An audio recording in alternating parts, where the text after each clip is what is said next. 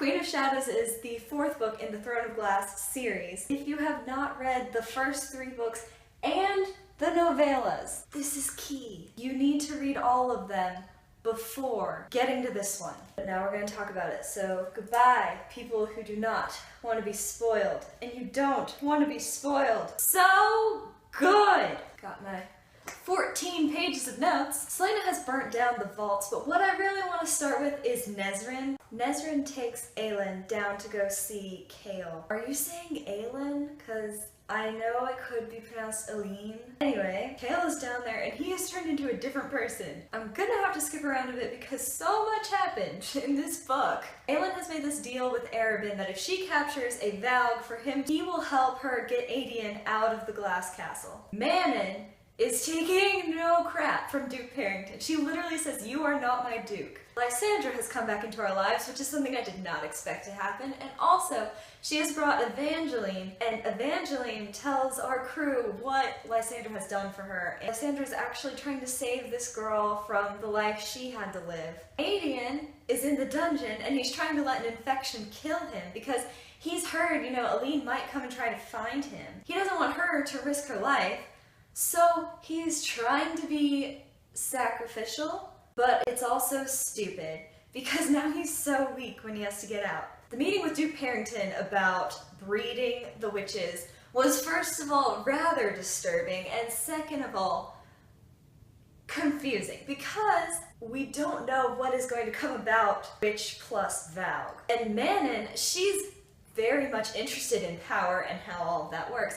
So she's, thinking, that might be interesting. But witchlings are sacred. Elodie shows up, which is an interesting character. I thought she was really weak, and she's pretending to be all weak and trembly, which I think fits her character. I know it was an act, but I didn't find her to be a particularly strong character at first. But Manon kind of senses the facade. She smells Elodie's fingerprints on her maps, which first of all is crazy. Magic has not even been released yet, and she can smell her fingertips and smell that Elodie is part witch, which I don't understand how that works, because human plus witch equals witch, because all witches are female.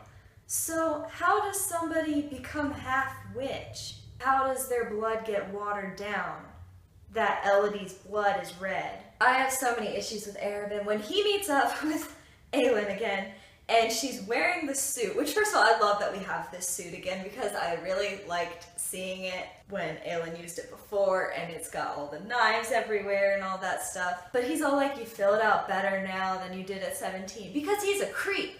We learned in The Assassin's Blade, which you should have read if you have not read it, that Aelin wasn't sure whether Arobynn was kind of like a brother or a father or a lover, which Aelin and Lysandra decide to be friends that just eat chocolate together and hate Arobynn. And Lysandra says to Aelin, "You and I are nothing more than wild beasts wearing human skin." That was such outright foreshadowing that I cannot believe I didn't see it. Madame Florine, this whole plot to break out Aedion was brilliant. And I love that Madame Florine was part of it, and that she tells Aelin that once she sets up her kingdom, she will be there to bring music and dancing. And it was just such a heartwarming thing because we know how important that is to Aelin and how important that is to life in general. The part where Aelin sees the word marks on the ground to get into the castle, and she fakes this whole thing, and they get water and spill it over the word marks. I want to say runes, but they're word marks, and she spills it, and she then gets into the glass castle without being detected. The dance that she's supposed to be one of the dancers with is called the Handmaidens of Death. How appropriate. Florine pretends to hold her back. Aelin has other things to be doing. All the dancers have those glass flowers and their smoke bombs, and you can't see anything, but Aelin can see everything. I guess just because she's awesome or she just knows where she's going, but everyone's in a flurry except for her. She knows exactly what she's doing. She even stops in the crowd to pretend to be Cormac and waves and sets it up for something completely different. Just so many things. She makes it to Aedion, and it's one of my favorite lines. It's from Aedion's perspective. He sees Aelin for the first time and knows it's her. Behind them, across the hall, the dancers shattered their roses on the floor, and Aedion grinned at his queen as the entire world went to hell. It's awesome. and they're getting out of there, and they've almost escaped, and then Dorian, Demon Dorian, is there. Aylin's about to do it. She's about to slash down Dorian, end his misery, and I had made my peace with it. Like, I was okay with this happening. I used to ship Dorian and Selena together, but we'll get to that. But then, of course, Hale knew that Aelin would do this, so he sent Mesrin to keep an eye on her, basically, and she is such a good archer that her arrow knocks Aelin's sword out of the way, so she can't kill Dorian. She and Aedion run, and she knows, like, she should have killed Dorian, but she's kind of relieved that she couldn't waste any more time, she just had to get out of there. I love when they switch carriages, and later we realize it was one of Arobyn's carriages that they were using that got him on like a suspicious list. I can't imagine planning a plan like this, first of all. Like, how do you even do this? And second of all, pulling it off. It's just, Aelin is so impressive, just as a person. We're back at the apartment, and Lysandra finds out who Aelin really is, takes it in stride pretty much, and then I love when she's talking to Aelin about Aedion. It says that Aedion is handsome, and she's like, but it'd be like kissing you. You two look too alike. I so ship Lysandra and Aedion. So hard. Aedion and Aelin have a nice, like, I missed you this entire lifetime moment. The new vaults are called the Pits.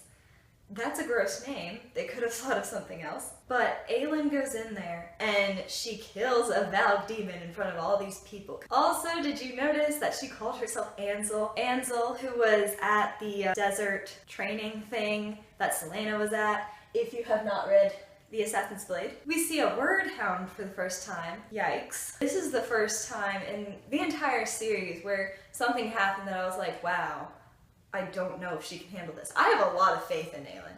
Like, she's a smart girl, but how do you face a word hound? At least like what I'm picturing. I'm kind of picturing like a cross between the lizard from Spider-Man and the snake in Harry Potter and the Chamber of Secrets. Just like the size, but also the smartness. Page 233, Rowan comes back. How exciting!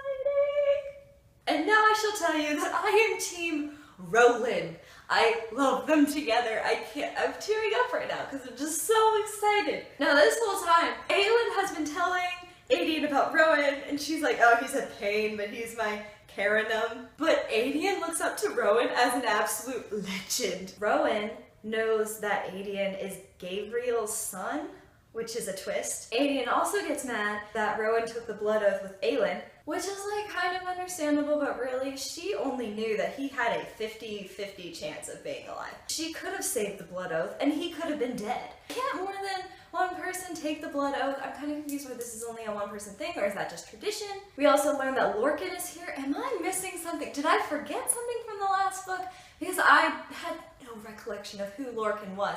I mean, I understand that he's part of Rowan's crew, but I don't know why we hate him, why he's such a big threat. I just don't remember. It's been so long since I read the Heir of Fire. I love when Aelin's like, of course we're gonna sleep in the same bed.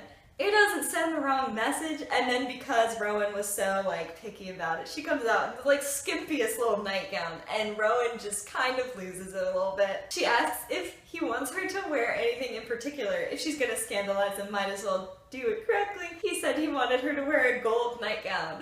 Rowan, yes. Back in Morath, because Elodie is kind of under Manon's protection now, Manon wants Elodie to go look in the Yellowlegs chamber and see what's going on with this breeding because the 13 has been denied access. Back to Rowan. They're in the music hall and they're sitting up there on the rafters, and then Aelin plays the music on the piano and Rowan cries. Lysandra meeting Rowan was one of my favorite things because Lysandra says to Rowan, she's like, I like your fangs, and then Aelin chokes on a grape, and then Rowan is like, shapeshifter, and Aedion's just like, bull. I call bull on that. But it's true. Another thing I didn't see coming. I think I just really, really underestimated Lysandra's character. We visit Sam's grave, which was rough. It was a really emotional scene because Aelin doesn't even have to tell Rowan like who that was to her. He knows. Back to Elodie. There was a lot of skipping around here and I'm just going in chronological order. She reports back to Manon about the witchlings. I'm picturing like small alligators that can walk on human legs. Kind of like a baby wordhound, but more snout.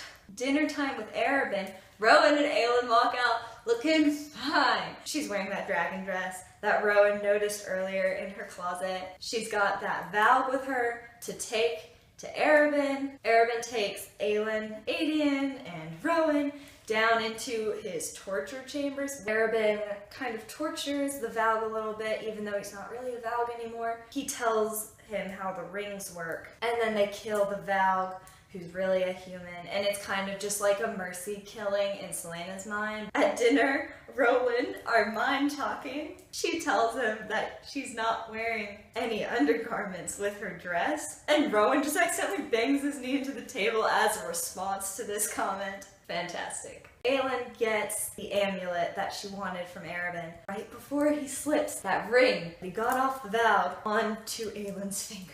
This is just not how I wanted it to go. And I'm trying to mentally plot the rest of the book. Like, are Dorian and Aelin gonna have this weird love connection even though they're both demons? And are they gonna be able to fight that together? And then you turn the page. It's fine. Page 370, Roland almost happens. They're so close. And then Rowan pulls away, and he's like, don't touch me like that. Aelin lets Lysandra kill Arobynn. She left her a note, he's all yours. I wasn't sure if Lysandra was gonna want to do it, but I think she kind of deserved it in the end. The next day is one of my favorite scenes. When Aelin walks into the Assassin's Keep and she's back into her Celaena persona. It's such a difference, and I didn't really notice when she went, Celaena to Aelin and kind of slowly embraced who she was, but when she snaps back, you tell. And it's weird. Aelin went in and changed the will so that all of Arobynn's money went to her. And then the assassins are like, we have nowhere to go and you're kicking us out. And she said, well, pay me for the keep. And they have to pay her for the keep that is now hers. She makes a fortune in 5 minutes. At this point in the book, we are now planning the end. One of the opium dealers had hellfire and they have to go find it. They find it in these weird catacombs. They're gonna use the hellfire to break down one of the towers to free magic. When they go down into those confession bone tunnels, it's so creepy. And they find out about Morath and Erewhon and how big the bad guy's plan is. Lysandra gets taken because Arobynn, upon his death, had, I guess, all these secrets let out. Our crew goes to save her, and they see the wyverns, and they see the witches. We see Demon Dorian, and he flirts with Manon, but it's Dorian flirting with Manon. He's kind of trying to instigate her into killing him, but I'm feeling a connection here. Dorian has become a harsher person because the demon has made him kind of killing, but he's been fighting it, but he's a harsher person for sure after this experience. And Manon is becoming softer because of her emotions. They could be a good pair. I believe this. And then the king's party is starting to leave, and Kale goes after Dorian because he thinks that Dorian is not in there, so he's gonna kill him. And he runs straight into the witches. But this led to the Aelin-Manon showdown, which was awesome. And I'm just sitting there dodging with her, feeling it, trying to pretend I can sword fight too, and then Rowan gets hurt and the world stops. But then Aelin saves Manon because the way Asterin screamed for Manon, she was like, that's how I yell for Rowan. I'm not taking someone's Rowan. Page 503, Manon hears Asterin's story about falling in love, having a witchling that died, and the way her grandmother treated Asterin for the witchling dying. She sees the brand, it says unclean. And Manon is starting to feel something. She's starting to feel love and sympathy, but she hasn't figured it out. She's like, I feel regret about this. I am regretting that this happened. With her newly acquired wealth, Aelin pays off Evangeline and Lysandra's debt to Clarice. Kale and Aelin have this talk where Aelin basically says, you should be happy. You and Nesrin, that's a thing that should happen. Aelin wears that gold nightgown and kills it. It's just so funny, I can't. And they're so close to becoming a thing, but then they're not. You're moving at a glacial pace. Manon has left the messages all over Rifthold. The witch killer, the human, is still inside him to let her know Dorian is still alive and a person that's in there. Aelin says, let's go rattle the stars, which just brought back all the feels. My favorite line from the first book is when Celaena is told you could do anything if you only dared, you could rattle the stars. It's time to go, and Aedion and Rowan are screwed immediately because Lorcan has been leaving Rowan sent around when they thought he was killing all the word hounds. He was just preparing them to find Rowan faster. So they can't reach the tower to set off the Hellfire. Aelin and Dorian leave Chaol with the king, like that was the plan. Aelin slipped the Eye of Elena into his pocket, which was great because they kept him alive. Aelin is trying to talk to Dorian. He stabs her with that ice sword and Rowan feels it. And this is just like Jem and Will, Harabatai rune being shattered all over again. Aelin slips the gold ring onto Dorian so that he can break free of the demon and he can tear the collar off of himself. At this point, magic is free, the tower has been exploded, and Dorian and Aelin join hands and just magic explode. Just basically all hell breaks loose, but like in a good way. Rowan and Aedion are about to die when Lysandra comes in, being a ghost leopard because she can switch into different skins now, and it's awesome. So power is being unleashed, and Dorian and Aelin hear the king, and he's like, my son, and Aelin, you've come to save me. What? So the king, since we met him in the first book, has been filled with a demon. And Duke Parrington has been the mastermind of this whole thing, and the king is dead because Dorian didn't seem to believe him. Dorian brings the castle down, and Aelin is using all of her heat power to melt the glass, and I'm picturing just like a tidal wave of glass over the city because it was about to rain down on them. At which point she collapses. Elodie had been put in that dungeon in Morath and was pretty much going to also become one of the Yellowlegs experiments. And she just came to this point where she said, no one is coming for me. No one even knows that I'm gone. But Manon remembered because she like is starting to love. It's like when the Grinch's heart grew. Elodie gets out. Cultain is bringing down a third of Morath with her power. All she has left is her death. That is her victory, is to die and take out some evil with her. Aelin wakes up and Roland is a thing when they kiss and Aedion's coming in to talk to them and Rowan just uses his power to slam the door in Aedion's face. Just perfection. Dorian is no longer Demon Dorian. We have him back. Chaol is okay, but he's paralyzed from the waist down. But they need to go see a healer, and that's what I'm assuming the next book is about, because I know that Sarah J. Maas is releasing a book from Chaol's perspective, or it's just about Chaol, and I think that's what it's going to be. Him and Nesryn going to find this healer. Is it going to be the healer from the Assassin's Blade? The one that Celaena met, and she said, you know, I wanted to be a healer at one point, and this girl also wants to be a healer, and it's just, I think she like made it, and she's probably in the Southern Continent, and she's probably going to be the healer, and I can't wait to see this come full circle. Elodie has the rock from Cultain.